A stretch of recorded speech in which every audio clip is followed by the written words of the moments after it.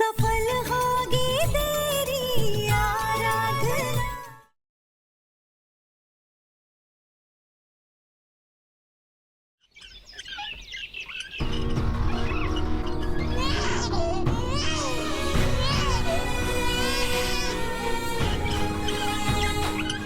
और एक सेकंड, आराधना,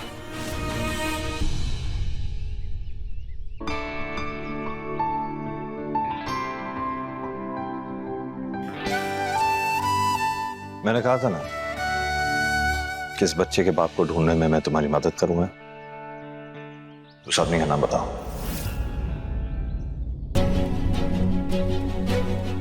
साहब वो उसने मुझसे कहा तो था, लेकिन सही नाम नहीं बताया, कोई दूसरा नाम दे दिया। एक काम करो, कम से कम उसकी फोटो दिखा दो मुझे, उसे ढूंढने में मदद हो जाएगी। हे बापा, जब विनायक के बाप साहब ही हैं, तो किसका नाम बोलूं, किसकी फोटो बताऊं मैं?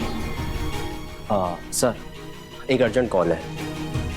वेट, फोटो भी नहीं है तुम्हारे पास? गॉड, ठीक है कोई बात नहीं, मैं कोई और तरीका ढूंढता हूं उसे ढूंढने का। तब तो मैं उसका ख्याल रखूं। चैंप, चलो फटाफट दो। मुझे माफ कर दीजिएगा साहब, आपका बेटा आपके सामने है, मगर मैं आपको बता ही नहीं सकती, क्योंकि कोई है जो उसकी जान लेना चाहता है।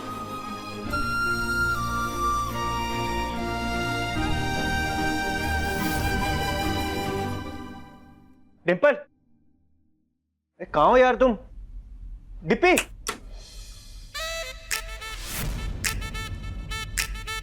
तुमने कहा था कि तुम प्रॉब्लम में हो। मैं ऑफिस के सारे काम छोड़ छाड़ कर यहाँ पे आया हूँ। तुम्हारी तबीयत तो ठीक है ना? तबीयत ही तो ठीक नहीं है मेरी, और सर्दी लग रही है और अंदर गर्मी लग रही है। दिल की धड़कनें ट्रेन के इंजन की तरह हो गई है। दिल घबरा रहा है, होठ थरथरा रहे हैं। कैसी बहकी बहकी बातें कर रही हो यार?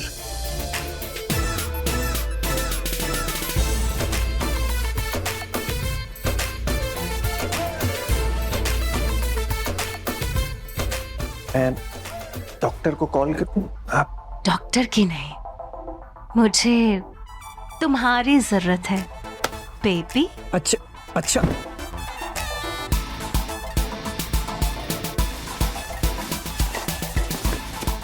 तुम करोगे मेरा इलाज? No baby. मैं अच्छी नहीं लग रही क्या? हाँ? बोलो ना। अच्छी? अरे बहुत अच्छी लगती है तुम, मिस लखनऊ हो। लेकिन बेबी क्या है ना, मैं ना ऑफिस में बहुत इंपॉर्टेंट मीटिंग छोड़कर आया हूँ। अगर अभी ये सब करूंगा ना तो मेरी आत्मा धिक्कारेगी यार मुझे। मुझसे ज्यादा, मेरे प्यार से ज्यादा और कुछ इंपॉर्टेंट नहीं हो सकता तुम्हारे लिए बेबी। तो बेबी, तो सब मैं ही बोलूंगी, मैं ही करूंगी, तुम खुद कुछ नहीं करोगे। ये तुम्हें आज हुआ क्या है? तुम ऐसे क्यों बिहेव कर रही हो? हमारे लिए सबसे ज्यादा जरूरी है बेटा। तो चलो लाइफ का सबसे जरूरी वाला काम कर लेते हैं। भैया कभी भी आते होंगे? बड़े भैया बड़ी जीजी बस यही करते रहना तुम जिंदगी भर। ध्यान रखना, अगर तुम जिंदगी भर यही करते रहे ना तो कुछ हाथ नहीं आने वाला हमारे। पर इतनी सी बात तुम्हारे समझ में क्यों नहीं आती? डिप्पी यार। क्या डिप्पी यार? हाँ, तुम्हारे पल्ले इतनी सी बात नहीं पड़ती? अरे हमें हर हाल में बेटा चाहिए। एक मौका मिला था तुम्हें, पर तुम वो मौका भी चूक गए। पर अब मैं कुछ नहीं जानती, बिना किसी भूल चूक के मुझे बेटा चाहिए बस। सोचो किशन, सोचो, अगर हमारा बेटा होता तो आज वो वारिस होता, इस इतने बड़े एम्पायर का वारिस होता। बड़े भैया तो शादी करने से रहे, और शादी नहीं तो इसका मतलब बेटा नहीं। तो चांस किसके पास है? हमारे पास है। लेकिन हमारे रास्ते में तुम्हारी सो कॉल्ड मेन का जीजी कुंडली मारकर बैठ गई है। देखा जाए तो दामिनी जीजी के जाने के बाद इस घर की बड़ी बहू मैं हूँ, लेकिन मुझे तो मेनका जीजी के अंगूठे के नीचे दबकर रहना पड़ता है। पिछले साल एक मौका था तुम्हारे पास में इस पूरे बिजनेस को अपने कंट्रोल में करने का, लेकिन तुम चूकम दास वो मौका भी चूक गए। अरे वो तो भला हो उस नौकरानी आराधना का कि जिसकी वजह से वो अनाउंसमेंट होते होते रुक गई, वरना तो मेनका जीजी बड़े भैया को बहला फुसलाकर ये सारी प्रॉपर्टी अपने बेटे आर्यन का नाम कर देती। इस घर के बेटे तुम हो और बड़े भैया के बाद इस बिजनेस पर तुम्हारा हक बनता है, और तुम्हारे बाद हमारे बेटे का। इतनी सी बात समझ में नहीं आती तुम्हें? मतलब दामिनी जी और साहब का बेटा इस घर का वारिस है और वो विनायक है, और ये बात इस घर में किसी को तो पता है। मेरी चिट्ठी और वो वॉइस नोट किसी ने तो सुना है, लेकिन वो है कौन? छोटी मैडम जी या मेनका जी? और जब तक आर्यन इस परिवार के संस्कार और मूल्यों से जुड़ता नहीं, बाप बेटे का रिश्ता कायम नहीं होगा। मैडम जी अपने बेटे को साहब का वारिस बनाना चाहती है, मगर क्यों? उनका अपना घर और पति कहाँ है? कहाँ चली है सवारी? हाँ, कहीं नहीं, वो मैं तो बस अपनी बस ट्रेन है ना अपने पास रख। यहाँ मिर्च पड़ी है, चला के कूट उसे। ऐसे क्या घूर रही है? इस घर में सब हाथ से कुटा हुआ मसाला खाते हैं, तुम्हारे मुंबई जैसे नहीं वो पैकेट वाला मिलावट वाला मसाला जिसका ना कोई स्वाद होता है ना कोई रंग। हमारे गांव में भी सब हाथ से पीसे हुए मसाले ही खाते थे, और मुंबई में तो सबसे ज्यादा मसालेदार खाना मैं ही बनाती थी। मसालेदार खाने का तो पता नहीं, लेकिन हाँ तेरी जबान बड़ी मसालेदार है। चल अब जैसे जबान चला रही है ना, हाथ चला, आजा।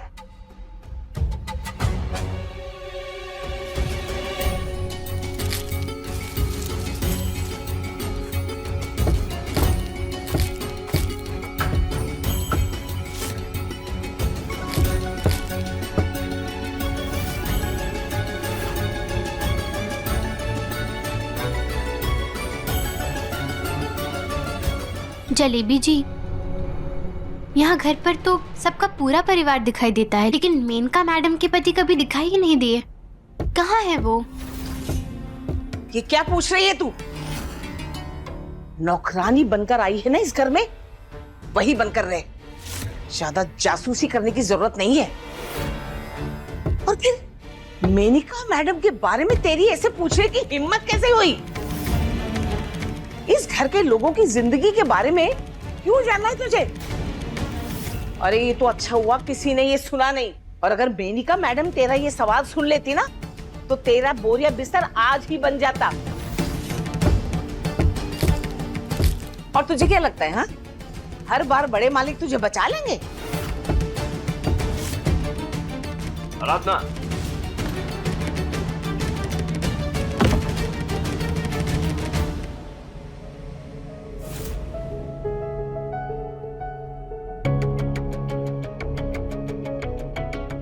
तुमने ही कहा था ना कि तुम्हारे पास बच्चे के फादर की फोटोग्राफ नहीं है, और बिना फोटोग्राफ के उसे ढूंढना मुश्किल होगा, राइट? अब मैं उसकी फोटो बना सकता हूं। एक काम करो, ऐसा स्टडी रूम में आओ, वहां तुम्हारी जरूरत पड़ेगी।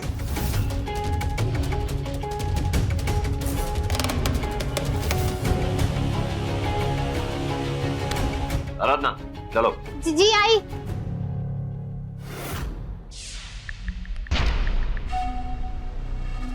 मैडम जी, बड़े साहब वो नौकरानी आराधना को अपनी स्टडी में लेके गए हैं। पता नहीं कुछ फोटो वोटो की बात कर रहे थे। आज का जमाना ना टेक्नोलॉजी का जमाना है, और हर चीज के लिए एक ऐप है। जैसे यहाँ पे इस कंप्यूटर पे एक ऐप है जो इंसान की तस्वीर बना देती है। अगर हम उस इंसान की फिजिकल डिटेल्स इस कंप्यूटर में डालते हैं तो ये कंप्यूटर उसकी एक डिजिटल इमेज क्रिएट कर देता है ना? कमाल की चीज। कुछ समझ नहीं आया ना तुम्हें? देखो, मेरा कहने का मतलब है कि अभी तुम्हारे पास उस इंसान की फोटोग्राफ नहीं है, तो अगर इस कंप्यूटर में तुम सही सही बताओ कि वो इंसान दिखता कैसा है, तो इस ऐप के जरिए वो इंसान की शक्ल यहां प्रिंट हो जाती है, उसका एक स्केच बन जाता है। अब तुम मुझे बताओ कि वो कैसा दिखता है, और ये कंप्यूटर में उसे फीड कर दूंगा और उसकी एक इमेज क्रिएट कर देंगे। साहब, सच में ऐसा भी हो जाएगा? बिल्कुल हो जाएगा। उसी के जरिए उसकी तस्वीर बना के उसे ढूंढ भी सकते हैं। तुम एक काम करो, तुम इधर आओ।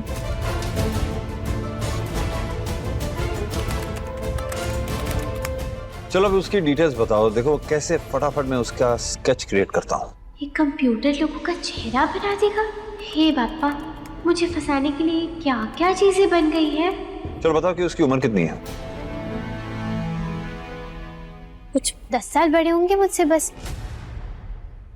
नहीं, 15 साल। हाँ, 18 साल बड़े होंगे मुझसे। ओके। देखो मैं कहना नहीं चाहता, लेकिन अपनी उम्र के इंसान को पसंद करना चाहिए बस। चलिए बताओ उसकी आंखें कैसी हैं? छोटी है बड़ी?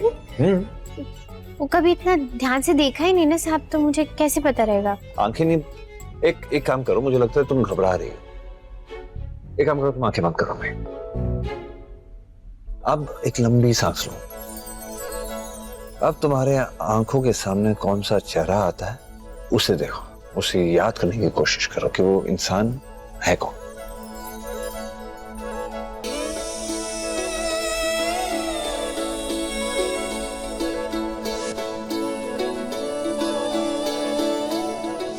गहरी खूबसूरत आंखें, धनुष जैसी भवें, सीधी लंबी नाक,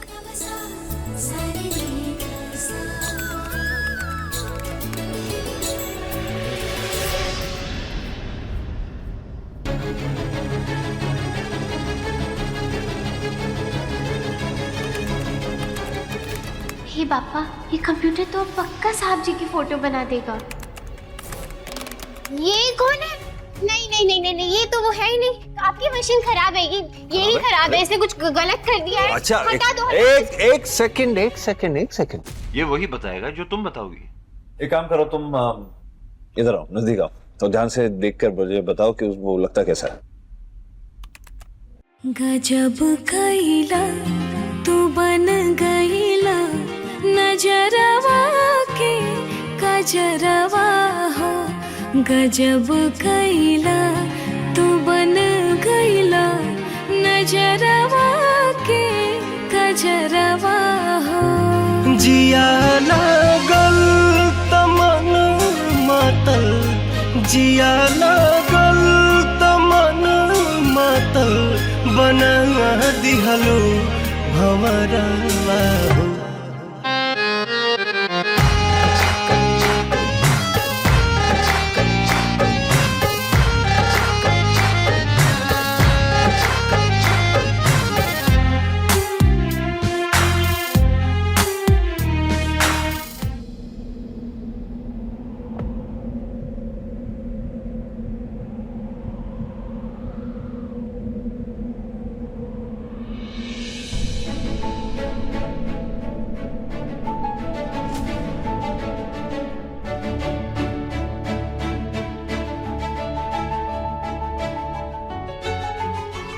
मुझे कुछ गलत सलत बता देना होगा, नहीं तो साहब जी की फोटो।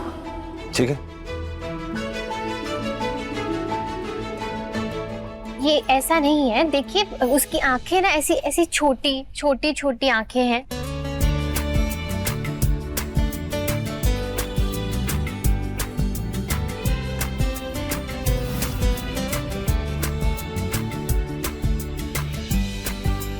माधव, क्या चल रहा है यहाँ? किस चीज की पढ़ाई हो रही है? दरअसल दीदी, मैंने कहा था ना आपसे कि मैं आराधना के बच्चे के फादर को ढूंढने में उसकी मदद कर रहा हूँ। लैपटॉप में वही कोशिश चल रही थी। क्या हुआ जीजी? बड़े भैया लैपटॉप में कुछ देख रहे हैं कि ढूंढ रहे हैं?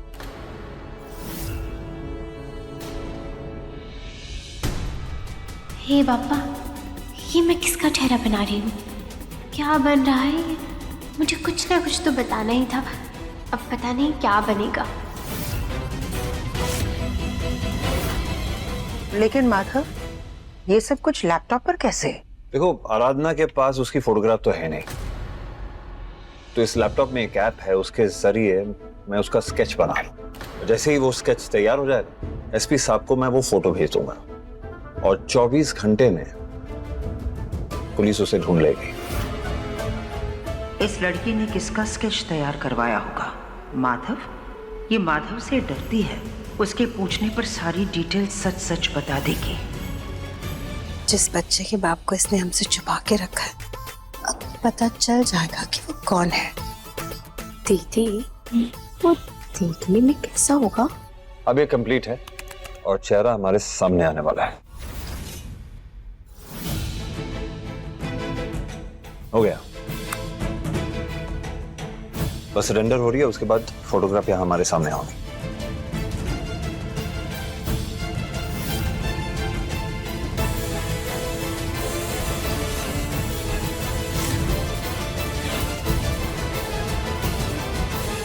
कौन है ये आदमी? हे पापा, ये तो वो पुराना मराठी एक्टर है ना, जिसकी फिल्में मैं दादू के साथ देखती थी। ये मैंने क्या बनवा दिया? अब क्या होगा? अब ये मैं एसपी साहब को भेज देता हूँ और मुझे एसपी साहब से फोन पे बात करनी होगी, ठीक है? आराधना, कल तक इस आदमी के बारे में सब कुछ पता लग जाएगा। अब तुम्हारी तलाश पूरी होने वाली है। कल मेरा सारा झूठ पकड़ा जाएगा, पहले का भी और अभी का भी। अब तो मैं विनायक को यहाँ छोड़ के भाग भी नहीं सकती, क्योंकि मुझे अब तक ये ही नहीं पता चला है कि कौन मेरे बच्चे को नुकसान पहुँचाना चाह रहा है। मुझे आज रात हर हाल में उसका पता लगाना होगा।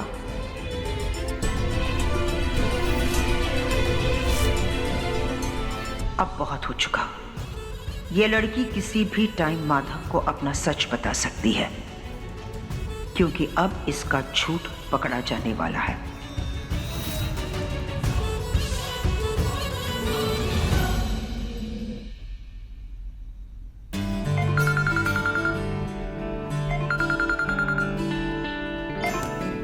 हाँ राधा। साहब जी, इतनी रात गए ऐसे आपको फोन करने के लिए माफी, लेकिन मेरा ना आपसे मिलना बहुत जरूरी है इस वक्त। आराधना इस वक्त क्यों मिलना चाहती है? आराधना, सब ठीक है? सब ठीक ही है, ऐसा कुछ नहीं है, लेकिन इस वक्त मिलना बहुत जरूरी है। ठीक है, तुम एक काम करो, स्टडी रूम में आओ। नहीं साहब जी, वो घर के अंदर नहीं ना, कहीं बाहर मिल सकते हैं। ऐसी क्या बात हो गई है? और इतनी रात को तुम्हें बाहर क्यों मिलना है? साहब जी, मैं आपको सब कुछ बताना चाहती हूँ। आप मेरे बेटे के पिता के बारे में जानना चाहते थे ना, तो आज मैं आपको सब कुछ बताऊंगी। दरअसल वो यहाँ घर में ही कहीं अंदर मिलने के लिए थोड़ा संकोच हो रहा था मुझे, तो बाहर गार्डन में मिल सकते हैं। ठीक है, मैं आ रहा हूँ।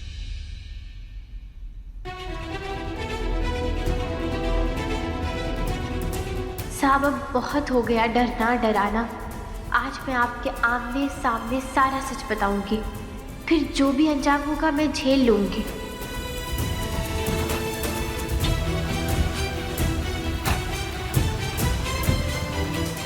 साहब, मैं आपको कुछ बताना चाहती हूँ। मैं जानती हूँ कि ये बात मैंने आपको पहले ही बता देनी चाहिए थी, लेकिन नहीं हो पाया। आपने तो मुझे मौका दिया था, पर मैं ही नहीं बोल पाई उस वक्त। सच कहूं तो हिम्मत ही नहीं जुटा पाई मैं। लेकिन अब मैं और देर नहीं करूंगी साहब। मैं मुंबई में दामिनी जी को मिली थी। तुम मेरे बच्चे की सरोगेट माँ हो, और आज तुमसे 2 बार मिलने के बाद मैं ये तो जान गई कि मेरे बच्चे के लिए तुमसे अच्छी सरोगेट कोई हो ही नहीं सकती थी। मुझे आपसे ये कहना है कि ये जो बच्चा है उसका बाप मैं हूँ, है ना?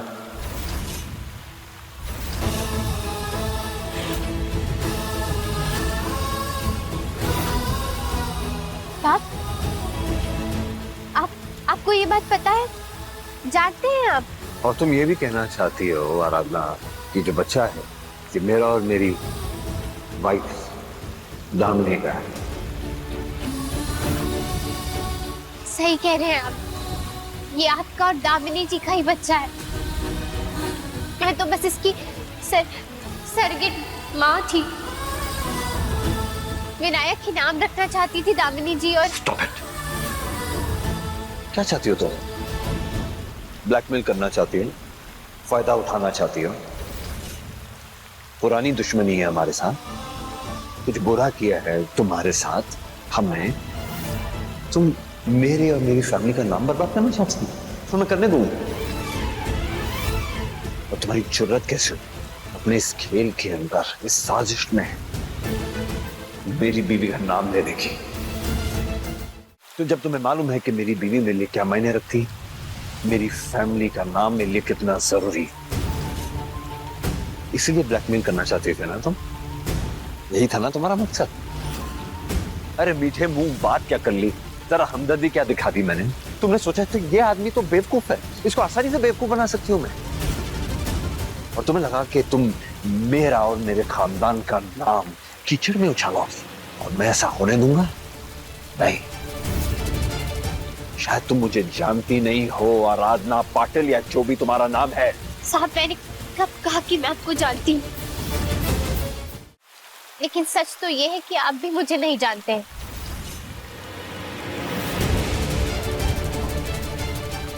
साहब, ना तो मैं झूठ बोलती हूँ और ना ही मुझे आपके पैसों की कोई भी लालच है। अरे बस बस बस बस करो यार, बस करो। हाथ जोड़ दिए मैंने, और क्या चाहिए तुम्हें? एक और झूठ बोलना चाहती हो? ये झूठ बोलने की जरूरत नहीं है तुम्हें आराधना। साहब, आप मुझे